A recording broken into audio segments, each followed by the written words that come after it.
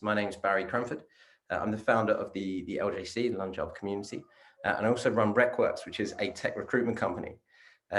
So here at RecWorks, we're all about trying to find ways that recruitment can be a force for good in the tech industry beyond just getting people jobs.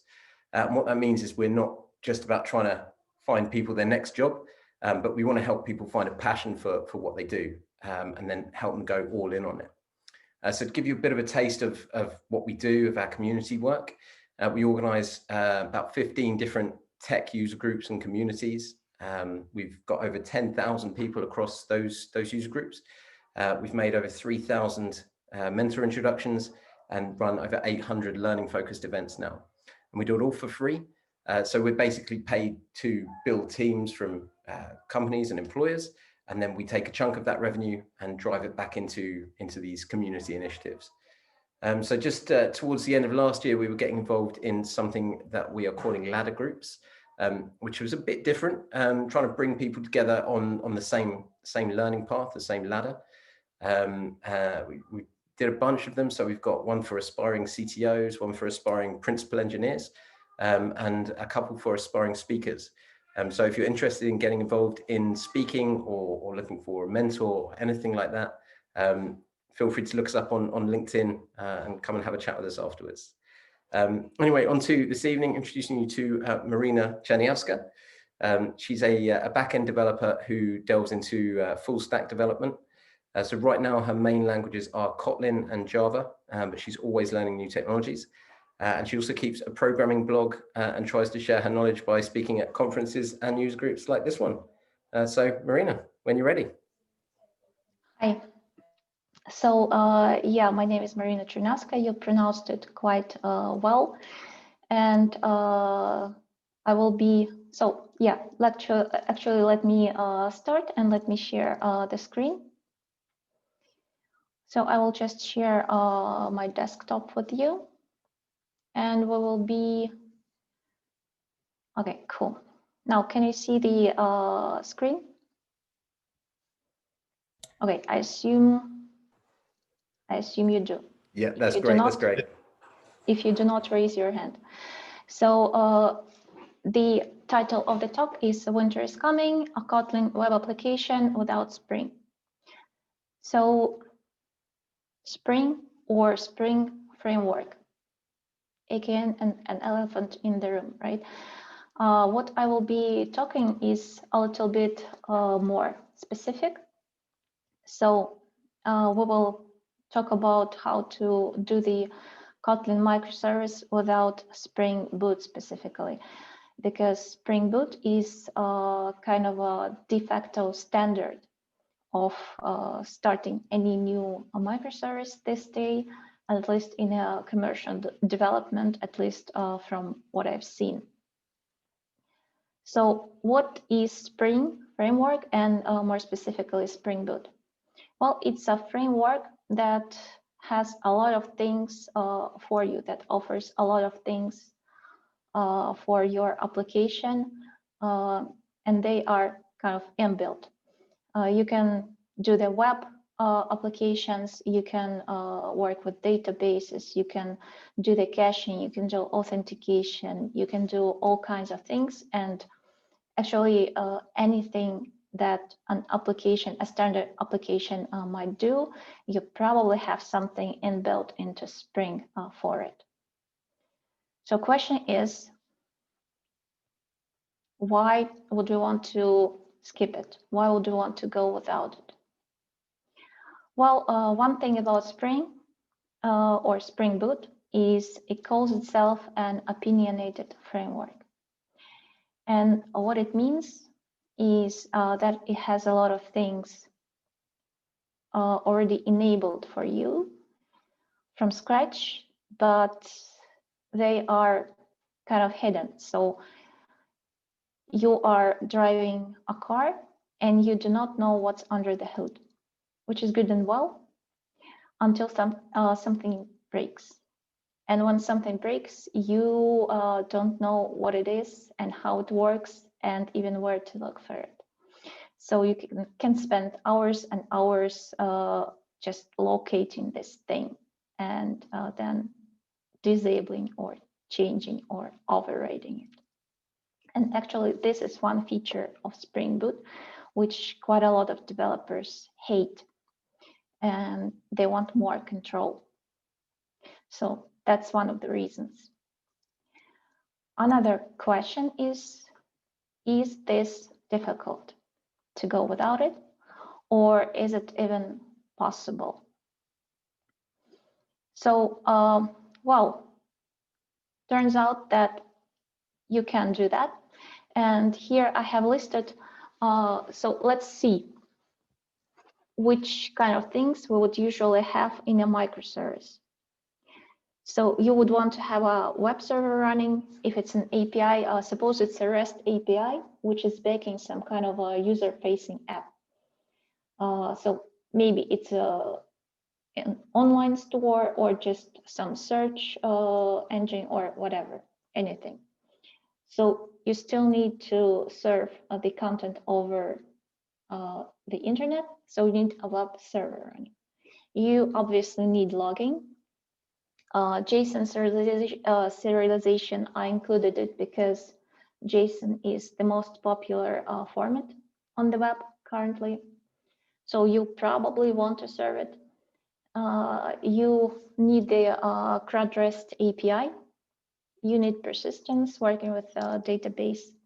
You need dependency injection, authentication, and then I listed observability and metrics. And actually, if you are just getting started and you don't know at all where to look, there is this kind of a hack. There is this website called Kotlin.link, because we are talking about a Kotlin microservice. We just go to the Kotlin.link, and it happens that you have a lot of libraries and frameworks listed on the website, and they are separated into specific sections by functionality. So you just look at the web section, and you see that the most popular there is Ktor. It's a web backend framework, and it has the most stars on GitHub, and it's quite well supported. But how do you start an application with Ktor? Well, this is how. This is the easiest way to do it. They have a specific plugin for Intellij. And Intellij happens to be my IDE of choice, so Intellij IDEA. That's why I just install this plugin. And when I create a new project, I have this option on the left. I have a Ktor project. And on the right, you can see the features that you can turn on from the very beginning. You can enable. So as you see, we have a lot of stuff that we listed in a previous slide here, and a lot more even. But I started simple. So I selected Netty HTTP client engine and the call logging, because as we mentioned, we need some logging, and JSON serialization as well. So let's go to the IDE and see how the project looks, how the generated project looks. And I will explain a bit how we are going to do this. We will not be coding from scratch, because this would take up too much time. Instead, I have a pre-coded project, and we will use different branches of the project to see different stages. So this first branch that's currently open, it is the generated project with very few changes that I've made. And I will show you what these changes are. So this data wasn't here. And obviously this person class, it is also something that I created. I created because we want to see our data served. We need some data here. But the application, the generated code basically looks like this. This whole application module was generated already for me. So if you look at it, you see that we have an application module, which is a nice Ktor extension methods. And you have this nice DSL here. So you are installing call logging as a feature, and you are installing content negotiation and enabling Jackson to serve JSON. That's it. And you already have two endpoints. They are the root endpoint, which is just a slash, and you get this JSON Jackson endpoint. It was called like this in generated code, but you can always rename it, of course. And it just responds with the data, with the map of hello to world to the response. So let's see how it works. And we'll start the application. And there is a couple of HTTP files that we have to demonstrate the requests. It's just a bit easier because you don't need to kind of leave the IDE to see how it works. So we will run the root call first.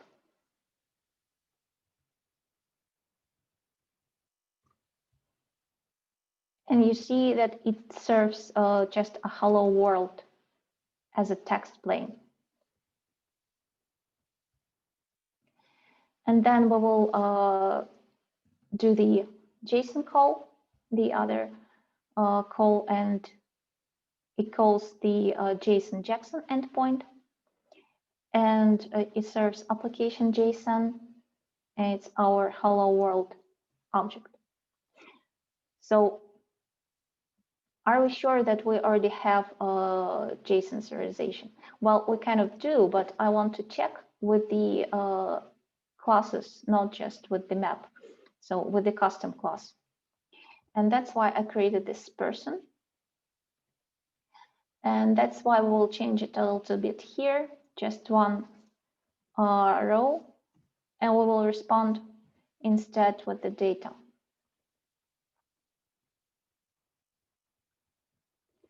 So I want to stop and rerun the application.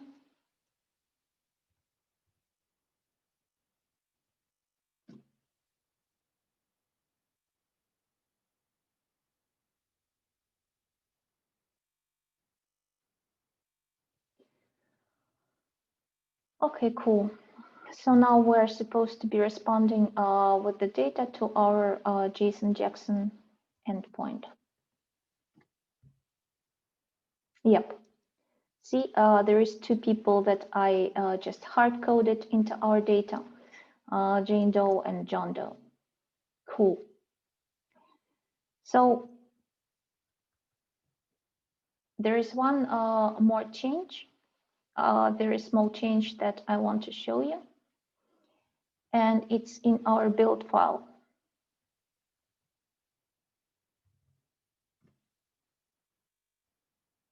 So there is actually the fat jar. And by default, you do not have a fat jar generated. So this specific plugin generates the fat jar for you. This is the jar with all the dependencies. And it will build it and put it in the libs directory. But you can skip this part. It's not really necessary. So I want to revert this thing. And let's go back to our presentation.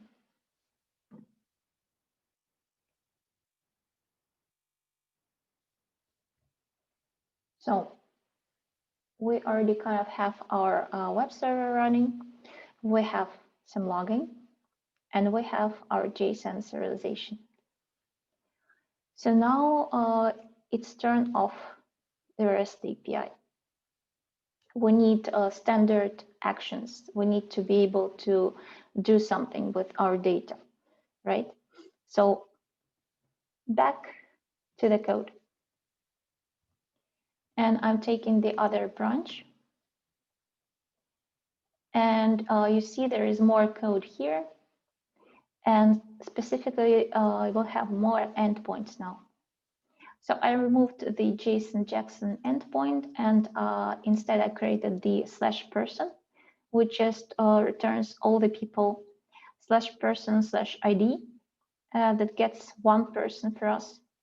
There is also a post endpoint now, which can either create or update a person.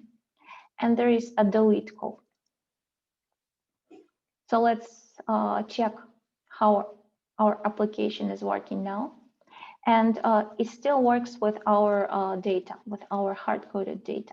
So now we just work with this map, and we're adding to this map or removing from it. So we'll start the application again.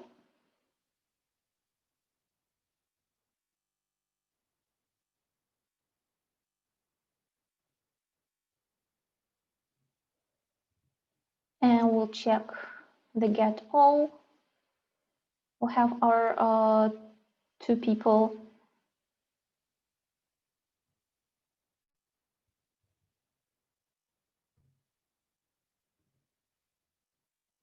And we will also do the create person. It is the post request.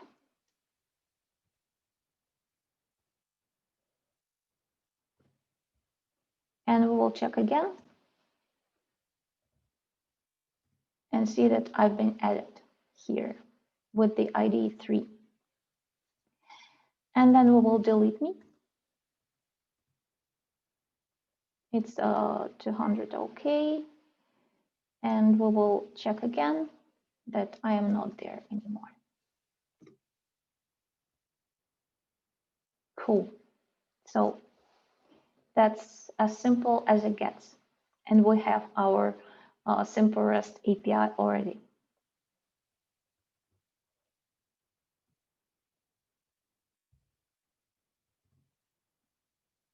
So let's get on. And the next thing is persistence. So how do we go about persistence, about adding persistence? Well, we can use that same trick that we used previously and go to the Kotlin.link website. And if you look at it, you will see that there is a dbflow library and there is a JetBrains exposed library. And actually, dbflow library only seems to be available for SQLite, SQLite, but exposed is available to integrate with different database engines. So that's what I went with. And if you look at exposed, you will see that it's written over JDBC, which has just one drawback. Well, potentially a drawback, not for us. So the drawback would be that JDBC is blocking, which means if you want to go for a reactive app, then it's probably not for you. You need to look for something else or implement something overexposed. But for our application, this is quite enough.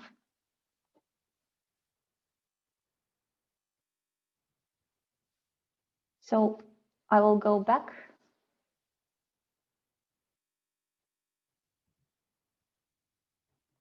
And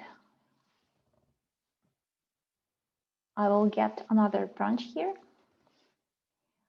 This is the branch with our persistence. So what changed? We'll go to the application KT first and see what changed here. So if you look at this, we have more or less the same routing, except that I split the person creation and update into two different calls. They are now split into post and put. It is more in line with the REST specification or recommended way to do it. And also, it is just more convenient to work with the repository, because the main change is that now we have a person repository here. And what is this repository? As you can see, it's an object, which is a Kotlin way to create a single instance of a class. So basically, it's a singleton. And it works with our person, or at least it returns our person, but it works with a person entity. And this is all wrapped into the transaction. And we have a database connection. So what the hell is this? Let's go to the database first. Because the database is something that creates our connection. And actually, here you can see the code, which is not very pretty, because I kind of did it in the easiest way possible to accommodate for different database drivers. So there is a test here as well, or a few tests in the application, because usually you would have tests. And for the tests, I used the test containers library. And the test containers library has a specific driver for MySQL, which I used as a database engine. And the database for the real application is using just a normal driver. So what is actually this? This is host and port and database. Where do they come from? Well, they are coming from application environment config properties. And these properties are the properties that they come from the Ktor application. And the application is configured in the config file. So this is also a quite interesting file.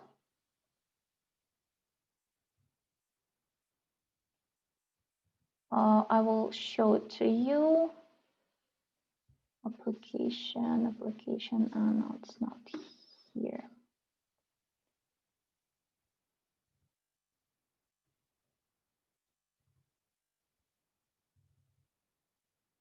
Application conf. So here we'll have our configuration, and it is actually a pretty specific format. It is called HOCON, human optimized JSON.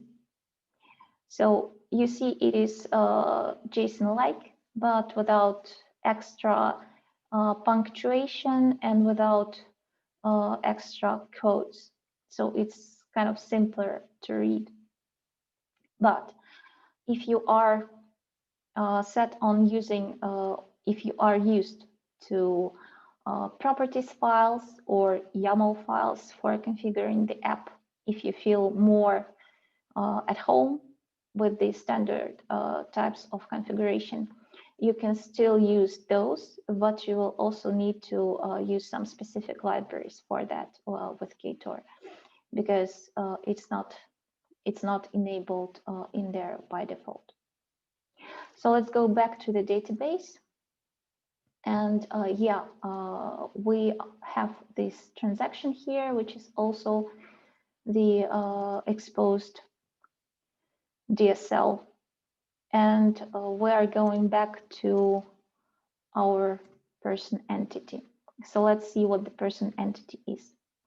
The person entity inherits from the int entity, which comes from the exposed library, and it has already a lot of methods in it. So entity is already having a lot of possible methods for finders, for getters, for create and update. And you have this person table here, which defines your data structure. So the specific data types that you are using for your columns. And you can even specify indexes here. And the int table, int entity just means that you have a table with an ID column, which is auto-generated. But if you provide the value for the ID, it will just take the provided value instead of generating. And so that's it. We can check how it works, but for that, we also need to start the database. And currently, my database is local. So you see, I have just, again, went the easiest way possible, and I have created a Docker Compose file, which starts a local MySQL instance in a container. You will also see that there is an adminer. It's an admin interface for MySQL, but we'll probably won't use it. It was just convenient for me to use for development to check what's in my database. And to start this environment,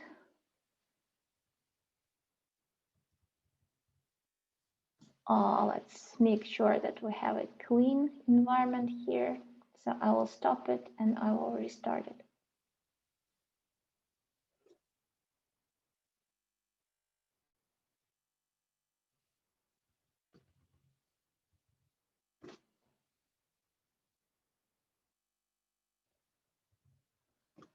Okay, so you can see we have two of the containers here, and we can start our application.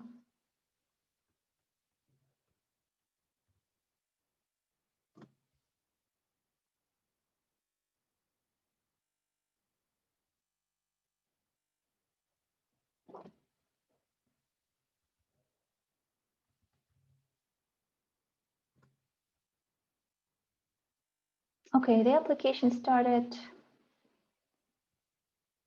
and we go again with the get all, and we see that there is nothing in there.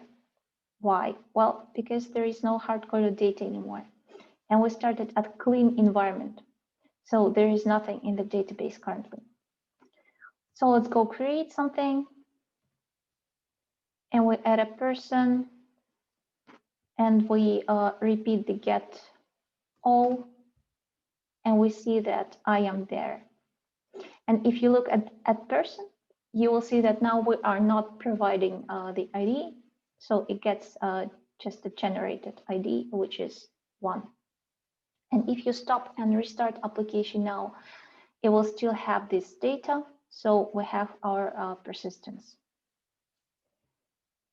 So let's continue.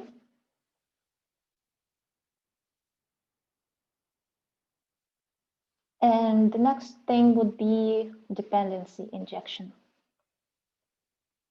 So as you might guess, we also go to the Kotlin.link and we look at what's there.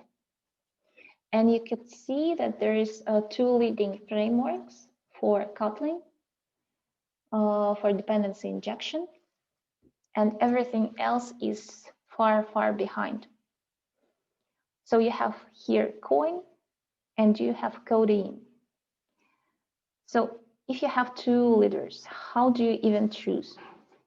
Well, you could see when they were last updated. So these were updated both pretty recently, and they have a comparable number of stars on GitHub. And you can go also to GitHub and look at the number of issues and how quickly they are resolved, and at the number of people supporting the framework. But in the end, you also go to the documentation and see how well it's documented and look at the examples of code. Because after all, it is about how easy it is for you to use.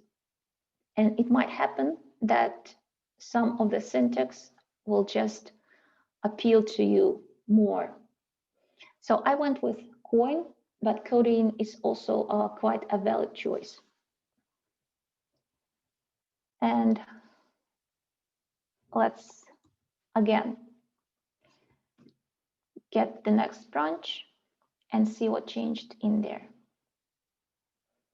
So first of all, we have now this module, which is getting imported, and therefore it's underlined. Okay, cool, it's imported. And this module is not coming from Ktor anymore. This comes from Kotlin.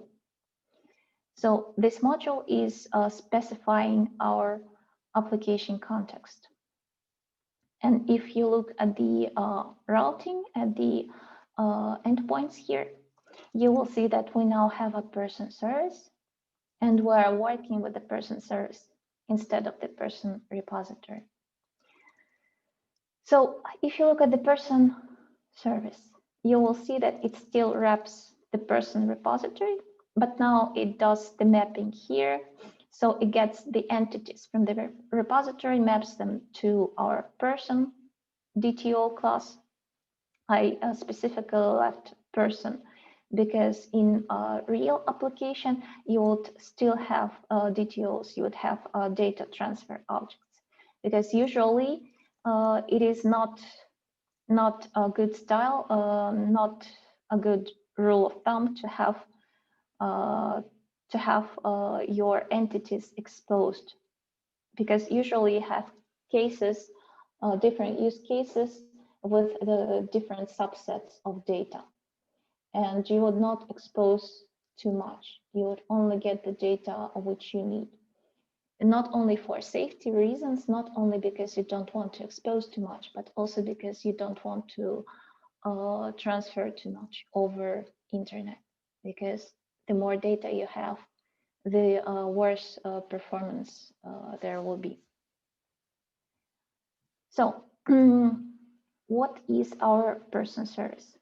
Well, you see that it is person service by inject. And this inject also comes from Kotlin and says, I am injecting the person service from the application context. And the application context is here in the module. And we're using Kotlin here with Ktor as a feature.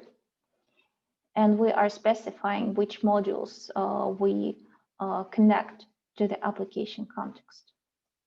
So this DSL means that we are creating a single instance of a person service, and we are creating a single instance of a person repository.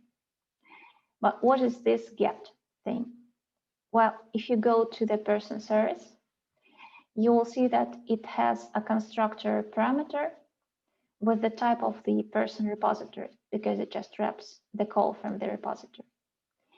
And so what it means is that the person service needs to get an instance of a person repository class from the same context, from the same application context. And the beans, let's call them the beans, they will get created in order to allow for that. So first the repository, then the service.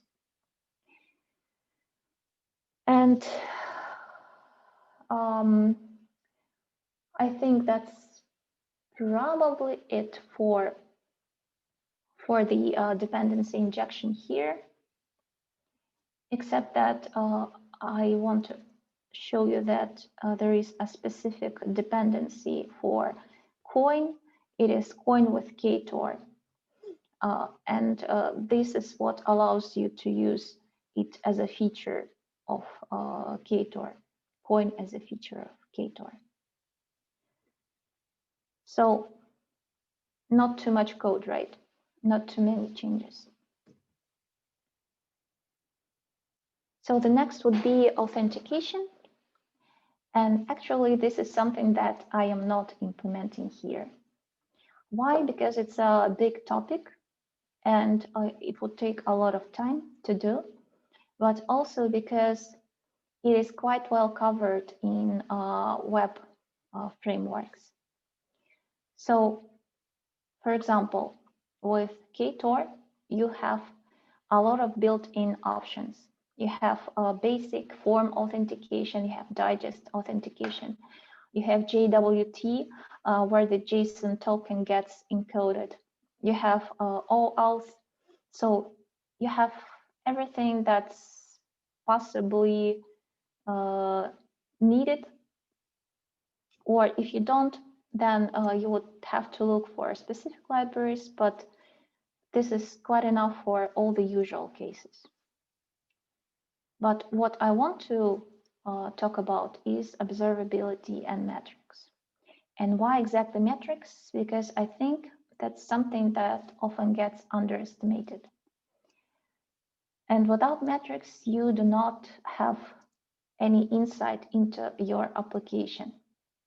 So if you are developing, you can just debug and see what's happening. But as soon as the application is in production, you do not have that options. So you only have observability, which is as good as your metrics are. And again, with Ktor, you have a couple of options here. There is micrometer metrics and there is drop wizard metrics.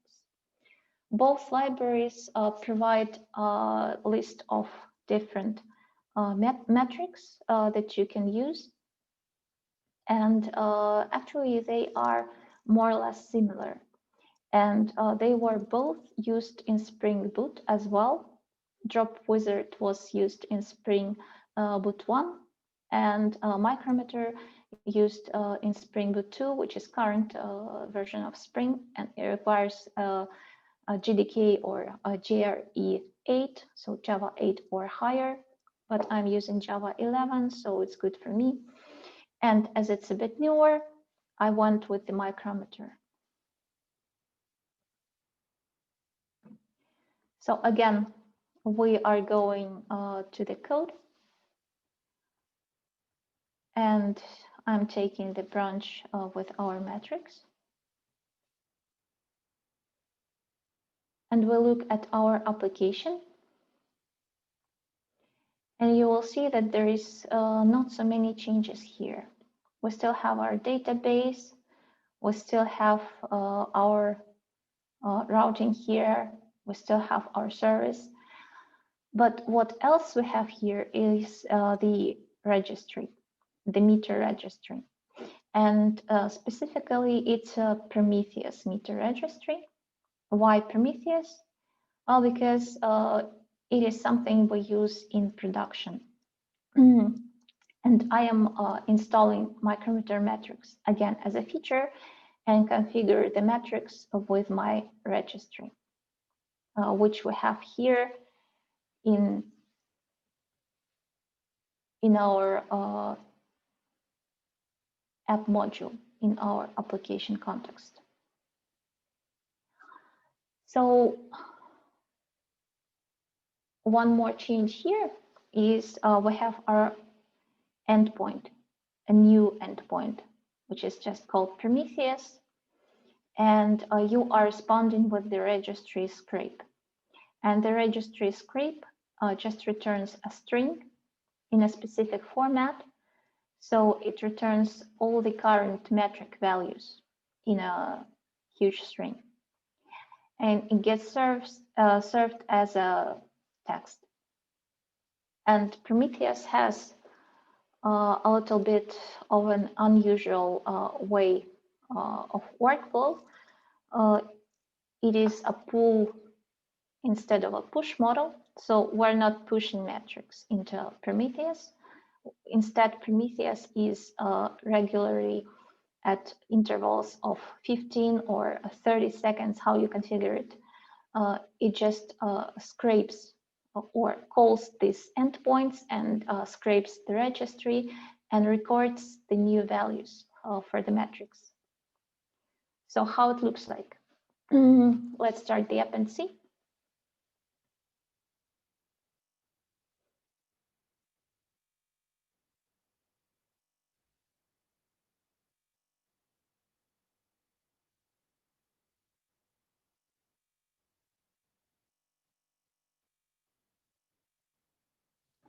Okay, application started. And what we will do here is we will just call our Prometheus endpoint. And wow, we see a lot of stuff here. And we could actually go to localhost 8080 here and try it here, but it will not be much better because it's just plain text. But still, you can see that we have a lot of stuff here. We have JVM memory, we have Ktor specific metrics, active requests here. We have CPU usage. We have loaded classes, open files. We have GC metrics, which is garbage collection, JVM threads, system load, and yeah, some more HTTP request metrics for Ktor. And actually, the metrics for Ktor would be interesting. For example, I would want to see how many requests get processed at the moment of time. But actually, it's very difficult to see here. There is just too much stuff. So that's why I have created one more branch here. And I have disabled a lot of stuff for metrics. So you could, of course, do it with a simple grep and filter only for the metrics you want. But I want to also show you how else you can do it, how else you can configure it. And here, where you are configuring your metrics, your micrometer metrics, you can just change the meter binders. And you are saying that you just use the uptime metrics. So if you start the application,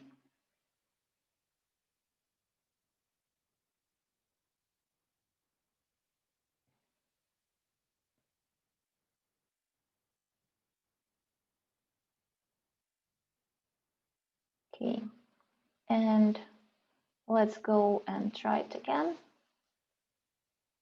And you see that there is just very few metrics here that got left. So active requests, and that's what we want to watch here. And the uptime seconds, because we specified uptime metrics here. But what is here by default? So if you would look at the default config, you would see that usually there is a lot of meter binders that get added to the registry instance.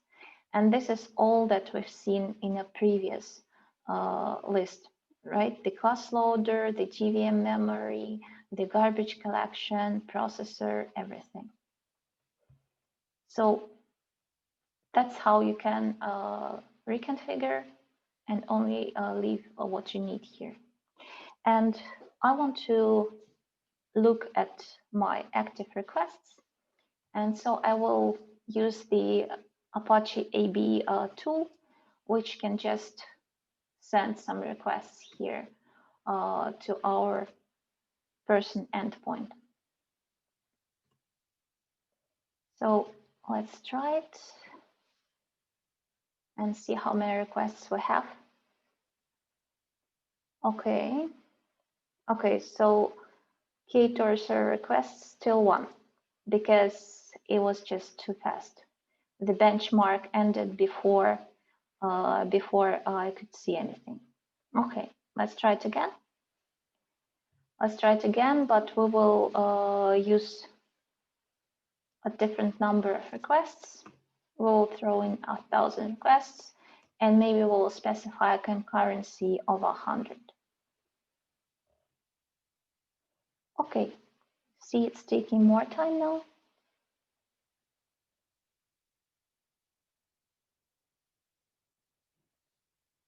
And We'll repeat this several times. Call for Prometheus. Call for Prometheus.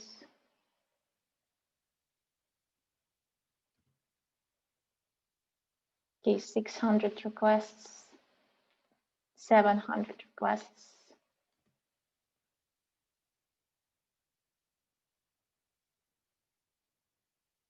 900. The last batch. Cool. So, what happened here?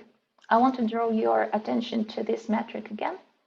Server requests active. And you see it's 8 here, 8, 8, 8, 7. But I specified a concurrency of 100. So why is this happening? See, the concurrency level was supposed to be 100 requests at the same time. And actually, if it would happen this way, if all the 100, if the whole 100 of requests was processed at once, the batch would go very fast. But it hasn't. So why? Well, because actually the web server cannot do more than your machine can. And in my case, I have 8 CPU cores, so it just cannot have more threads than 8. So the active threads, the requests that actually get processed cannot be more than this number. Okay, so let's go back to our presentation.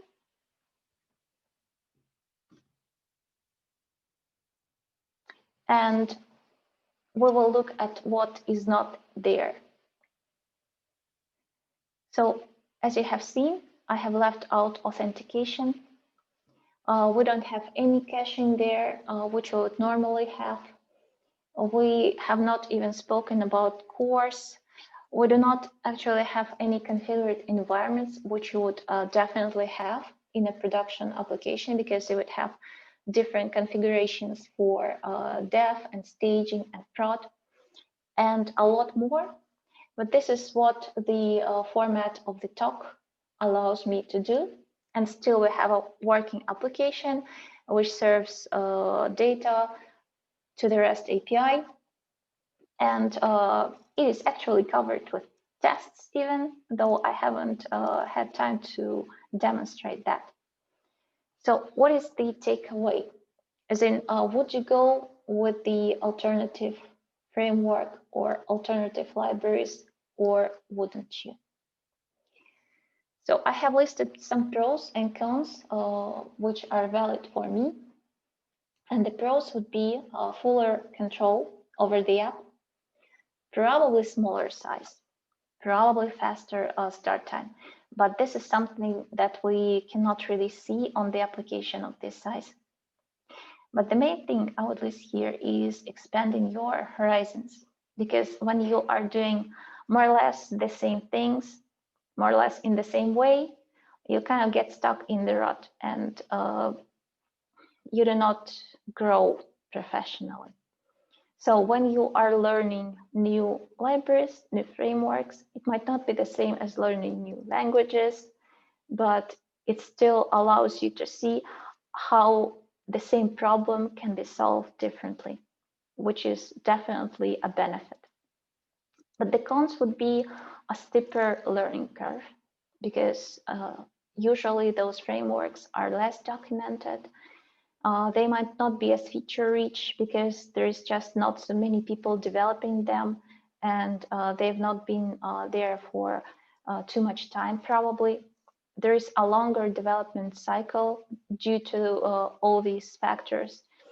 But the main thing here would be is that it's difficult to sell to the client. So you would have a hard time proving to your client or to your company that it's worth it because of the uncertain support and uncertain prospects. And if it's like 5 developers supporting it, what happens if they all get hunted by some big corporation and just don't have time for a pet project anymore? So in my case, I would say I would still go with the alternative frameworks for non-commercial projects, for pet projects, for something I do not get paid for. But for something that actually gets me a living, then I would still use Spring Boot. And that's it for today. I'm ready for questions. I just want to show you one more thing. This is a GitHub link to the repository with all the branches, so you can just check it out and play with it on your own.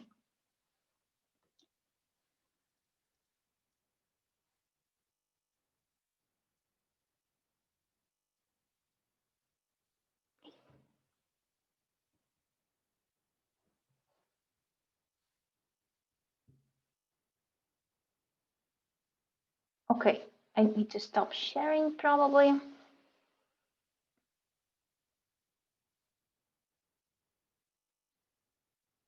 Silly question. What's the theme you use in your Intellij? It's an Atom 1 dark. It's just a material design plugin, and you have some material design themes install. You can just choose from those. Yep, Atom dark. Could you put the link in the chat?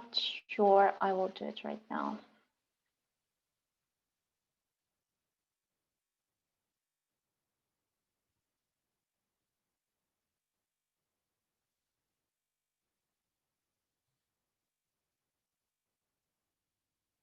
Good session.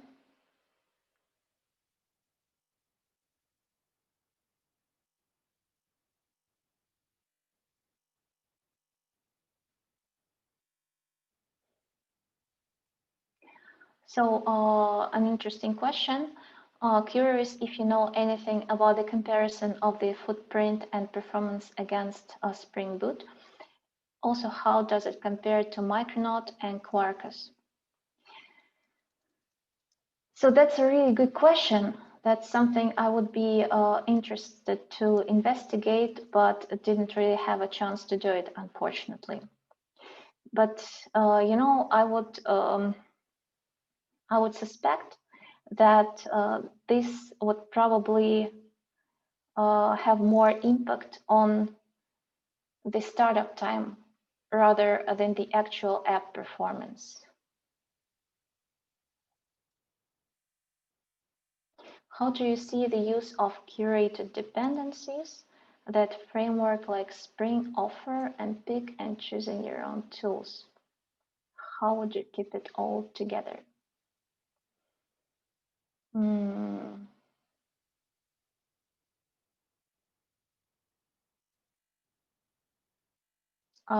That's the question I don't quite get. What do you mean keep it all together?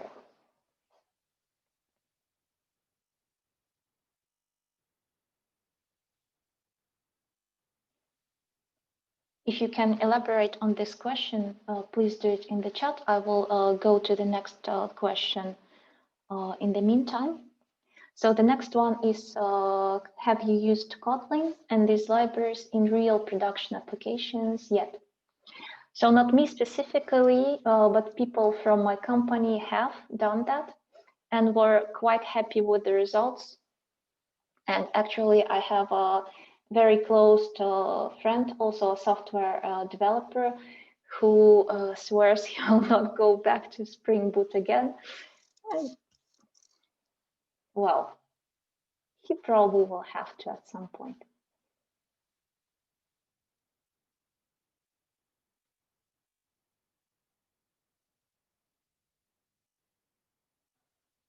Okay, keeping it all together in the sense that one dependency might go obsolete, other may stop working with other versions, and so on. Spring kind of guarantees that you always have a full package of whatever library you want that will work well together. with other in your project.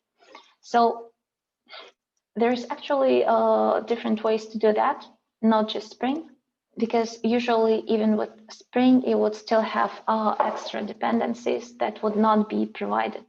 You would still have dependencies that you specify manually, right? And these would still have to keep current, be kept current, but also do not collide with the versions of Spring Boot dependencies.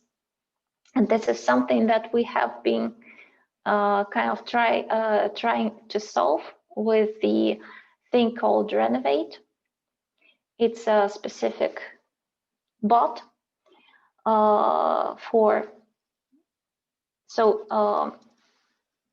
we are using it as a bot which goes through your projects, checks the versions of the dependencies, updates them, then it tries to do the build and run the tests. And if the build fails, it creates a merge request and assigns it to the developers. But if the build does not fail, if the tests run correctly, then it just merges the update automatically and keeps the repository to all the latest possible versions, always.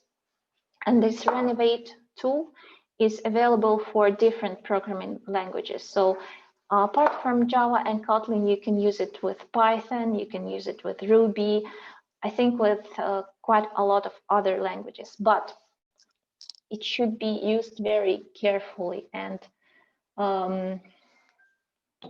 well, let's say it should be carefully configured, because we have also stepped on the garden rake several times with it when it updated the major versions and even the major versions of Spring. And though the tests were running correctly and the application started, it didn't work correctly. So it started and then at some point it just failed without any declaration of war, without any good logging. And when we started to investigate, it was because of a clash of some libraries versions with Spring Boot or with something related to Spring Boot usually. So it's a very difficult problem, which I cannot say that we solved 100%, but I believe it can be solved. You can find this balance. Okay, so I have some more questions. How to get this recording? I would also want to know.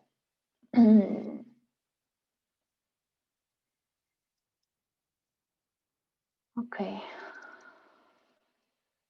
Aside from Kotlin libs, have you evaluated any other alternatives to Spring Boot that were interesting and worth calling out? Well, if I do, I will do a talk on this. But right now, Micronaut was mentioned. And yeah, this is something also to look into.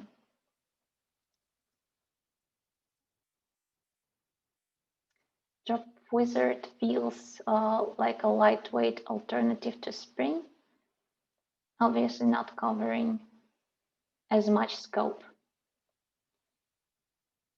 Yes, but this is something that I am not an expert on. We only used Job Wizard once in a production-ready project as a general frameworks, not for metrics. And this project we later had to migrate to Spring Boot, but I don't really remember a specific reason why we had to do that, what was not covered.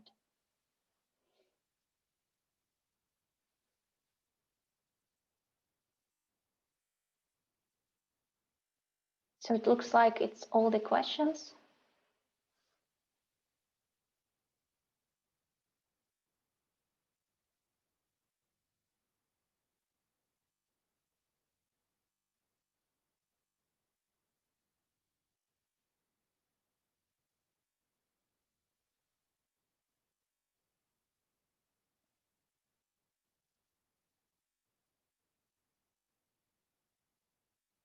Yeah, I think that's it. So about the atom dark theme.